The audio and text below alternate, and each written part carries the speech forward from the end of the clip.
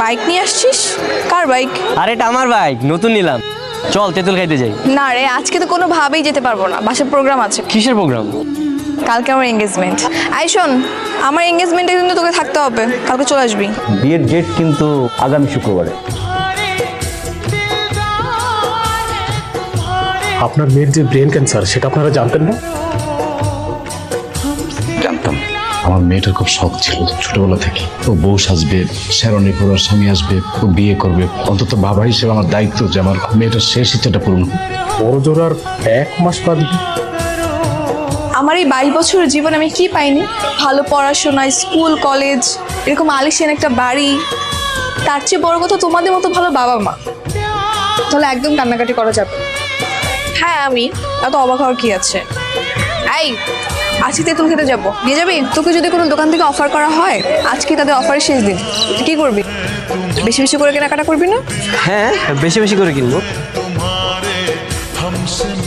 আমি সেটাই ভেবেছি, যতদিন বাঁচবো বা যে কটা দিন বাঁচবো খুব হাসিতে সুন্দর মতো বাঁচবো। তোর যত ইচ্ছা আছে আমাকে বল, আমি সব পূরণ করে দিব। তাহলে আপাতত আমার ইচ্ছে হচ্ছে তোর এই ফকিনি গেট আপ চেঞ্জ করা, একটা সুন্দর হ্যান্ডসাম ছেলে হতে হবে তোকে, লুক চেঞ্জ করে। কি বলছিস? এটা ফকিনি লোক? হ্যাঁ হ্যাঁ, ফকিনি গেট আপ না তো কি? আরে তুই দেখে, আমি তো তোর বাসার সামনে যেতেছিলাম তোরে আনতে।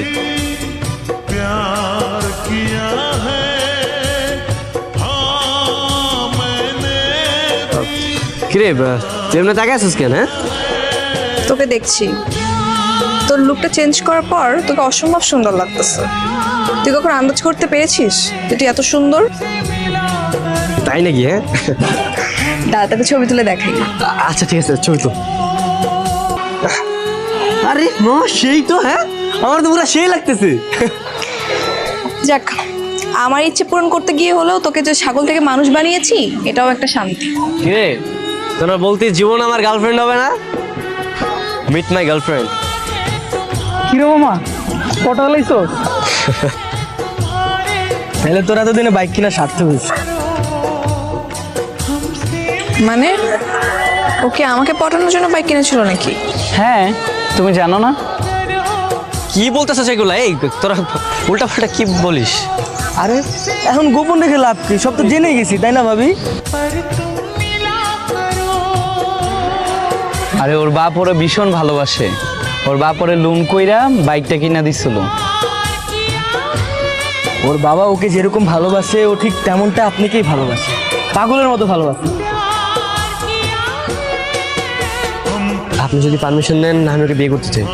সত্যি তুমি আমার মেয়েকে বিয়ে করতে চাও? হ্যাঁ হ্যাঁ আঙ্কেল। আমি এক্ষুনি ওকে বলছি। না না আঙ্কেল, ওকে কিছু বলতে হবে না, আমি এসে ওকে সারপ্রাইজ দিই। সারপ্রাইজ দিবা?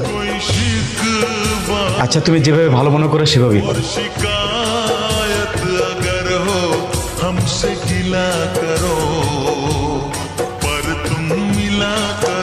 হ্যালো হ্যালো, কোথায় তুই?